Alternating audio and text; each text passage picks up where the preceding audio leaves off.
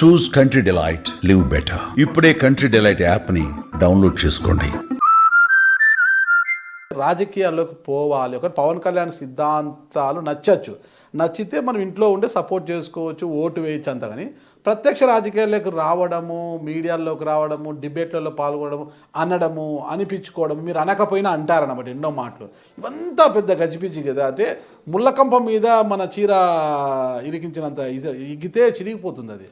అందుకే ఎందుకు ఇరికించడం ఎందుకు, ఇగ్గడం ఎందుకు అనేది లేకుండా ఎందుకు వచ్చారు అసలు మీరు రాజకీయాల్లోకి? మీరు నన్ను అంటే బిఫోర్ 2019 ముందు అయితే నేను ఓన్లీ సోషల్ మీడియా క్యాంపెయిన్ గానే ఉన్నాను పార్టీకి. నా వాయిస్ ద్వారా వీడియోస్ మాట్లాడడము, సబ్జెక్ట్ ద్వారా మాట్లాడుకోవడం అంతవరకే ఉన్నాను. మీరంటే నా బంధువులకి తెలిసిన వాళ్ళని మోటివేట్ చేసుకుంటూ జనసేన పార్టీకి ఓట్ చేయమని చెప్పే ఒక్క కార్యకర్తలాగే నా మైండ్ సెట్ ఉండే. నేను ఇప్పుడు బహిరంగ మీటింగ్లకు ఎప్పుడు అటెండ్ అవ్వలేదు. ఓడిపోయిన తర్వాత పార్టీలోకి ఎంటర్ అవ్వడం, బాస్ సమక్షంలోనే ఆ రోజు ఎంటర్ అయ్యాను. ఫస్ట్ కండువా ఏం లేదు, జస్ట్ బాస్ వచ్చారు, తిరుపతికి వచ్చారు. నాకు తెలిసిన వాళ్ళ ద్వారా ఇంట్రాక్షన్ జరిగింది బాస్ తో. ఇంకా 6 నుంచి కంటిన్యూ అవుతూ వచ్చాను. మీరన్న మైండ్ సెట్ నాకు కూడా ఉండే. అంటే ఫస్ట్ ముళ్ళ కిరీటం లాగా ఉంటుంది రాజకీయం అని నాకైతే అవగాహన లేదు. ఏదో సాఫీగా ఉంటుంది అని, ఒక ప్లెయిన్ ఎన్విరాన్మెంట్ ఉంటుంది అన్న థింకింగ్ లో వచ్చాను. వన్స్ మనము కాంపిటీటర్ అవుతున్నాం అనేటప్పటికి వచ్చాయి అన్ని అవన్నీ. ఎట్లా కాంపిటీటర్ మీరు? ఎవరైతే ఉంటారో వాళ్ళకి మనం కాంపిటీటర్ అవుతాం ఆటోమేటిక్గా. సో మన వాయిస్, మన అపియరెన్స్ అక్కడ ఒక కీ రోల్ ప్లే చేస్తూ ఉంది. సో ఆటోమేటిక్గా మనకు శత్రువులు పెరుగుతారు. ఒక్కొక్క మెట్టు ఎదుగుతున్నాం. జిల్లా కమిటీకి వచ్చాం, దాని తర్వాత డిబేట్స్కి వచ్చేసాము. డిబేట్స్లో ఒక రోజుకి 7 డిబేట్స్ అటెండ్ అయ్యేంత బిజీ అయిపోయింది. దాని తర్వాత రికగ్నైజేషన్, దాని తర్వాత ఎక్కడ మీటింగ్స్ ఉన్నా పిలవడము. మనం కూడా కొంచెం ఇంట్రెస్ట్ ఎక్కువ జనసేన మీద. ఎక్కడ జెండా ఉన్నా అది చిన్న కార్యక్రమం కాదు, పెద్ద కార్యక్రమం అని కాదు, జెండా ఉంది అంతే వెళ్ళిపోవడమే. సో ఆ మాట కూడా అనిపించేసుకున్నాను. జనసేన జెండా ఎక్కడ ఉంటే కీర్తన కార్యక్రమం అంతే. అంత పీక్స్కి వెళ్ళిపోయి ఆ రేంజ్ లో మనం ఉన్నప్పుడు అంత ప్యాషన్ అయిపోయింది. ఎట్లా తిరిగి మనం గవర్నమెంట్ ఫామ్ చేసుకోవాలి అంతలో కాకుండా మనకు బాస్తో కూడా చాలా మంచి ఇంట్రాక్షన్ ఉండేది, పార్టీతో కూడా మంచి ఇంట్రాక్షన్ ఉంది. చిన్న విషయం ఉన్నా కూడా వెంటనే పార్టీ స్పందించేది. అందరితో కలిసిపోతారు మీరు? యా సార్, అందరూ మంచిగా ఉన్నారు. మనకి అందరితో కలిసిపోయి మీరు ఫస్ట్ ప్లేట్ హరిప్రసాద్ గారికి దూరంగా, కిరణ్ రాయలకు దగ్గరగా ఎందుకుంటున్నారు? టోటల్ ఆపోజిట్ వర్షన్ ఇది. అసలు అది ఎప్పుడు జరగలేదు. వాళ్ళిద్దరూ ఇద్దరికి మధ్యలో ఉండి నలిగిపోయిన పాప అంటే ఎవరు? కీర్తన అంటారు. ఒకవేళ ఇద్దరు ఒకే టైంలో కార్యక్రమాలు పెట్టినా కూడా ఇద్దరి కార్యక్రమాలకు అటెండ్ అయ్యేదాన్ని. ఇక్కడ అక్కడ రెండు అంటే నేను ఎవరి మనిషిని కాదు, పార్టీ మనిషిని అనిపించుకోవాలి. ఒక పక్క ఇన్ఛార్జ్, ఒక పక్క జిల్లా అధ్యక్షుడు. సో ఇద్దరికి నేను వాళ్ళ ప్రోగ్రామ్స్ అటెండ్ అవ్వాలని చెప్పి ఇద్దరు ప్రోగ్రామ్స్ అటెండ్ అయ్యేదాన్ని.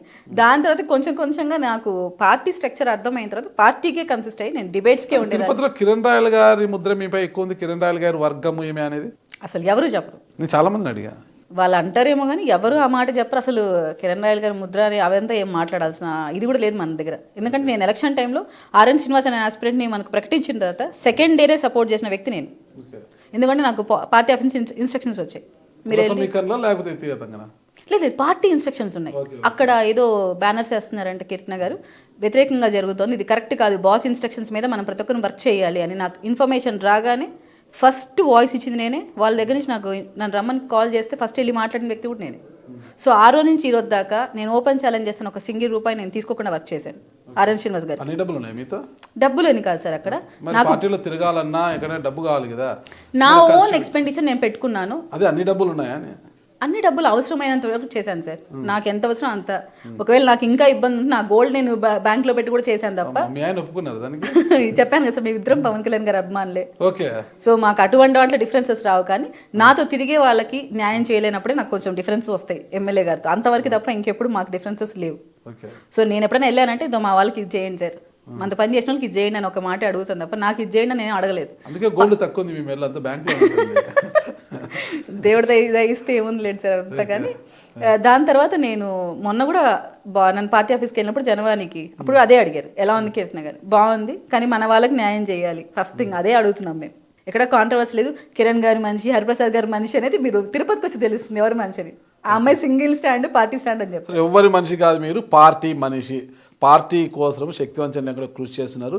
సింగిల్ రూపీ కూడా పార్టీ డబ్బు తీసుకోకుండా మీ సొంత ఖర్చు, మీ బంగారాన్ని బ్యాంకులో తాకట్టు పెట్టి, అంత ఉదారమైన స్వభావం మీది, తాకట్టు పెట్టి మరీ ఖర్చు పెడుతున్నారు. మరి ఇంత ఖర్చు పెట్టి పార్టీ కోసం ఇంత శ్రమించిన కీర్తనకు మరి కూటమి ప్రభుత్వం అధికారంలోకి వచ్చింది, ఏమి ప్రాధాన్యత ఉందంటారు? ఖచ్చితంగా ఇస్తారు, ఉంది కూడా. ఇప్పటికే 90% కార్పొరేషన్లు మెయిన్ కార్పొరేషన్లను ఇచ్చేశారు. ఇక మిగిలింది ఏమీ లేవన్నమాట. ఏదో చిన్న చితక ఇవో ఉన్నాయి. ఇక ఏమి ఇస్తారని ఆశిస్తున్నారు? నారాజ్ గారు, మీరు ఒక విషయం అర్థం చేసుకోవాలి. ఫస్ట్ థింగ్, పొజిషన్స్ ఇస్తేనే పార్టీ గౌరవం ఇచ్చిందని కాదు. ఆల్రెడీ పొజిషన్ ఇచ్చారు కాబట్టి, ఇక్కడ కూర్చోబెట్టాం కాబట్టి మీరు మమ్మల్ని ఇంటర్వ్యూ చేస్తారు. ఆదాయం లేని పదవులు ఎన్ని వస్తే ఏం లాభం?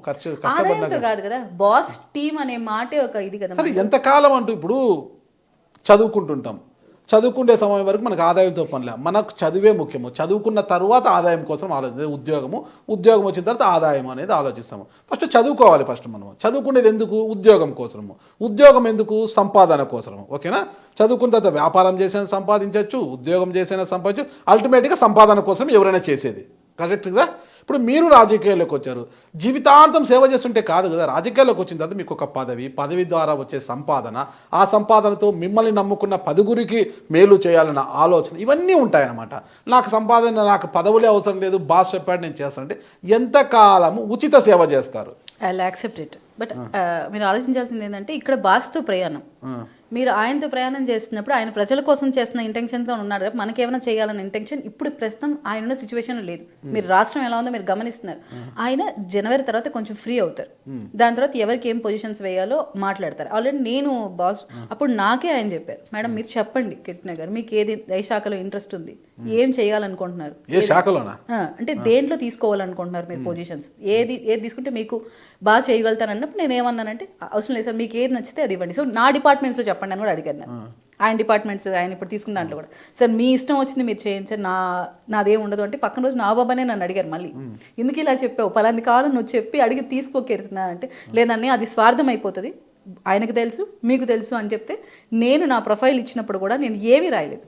జస్ట్ వాళ్ళకి ఆబ్లిగేషన్స్లో ఏం పెట్టలేదు, జస్ట్ టిక్ మార్క్ పెట్టి వదిలేశాను.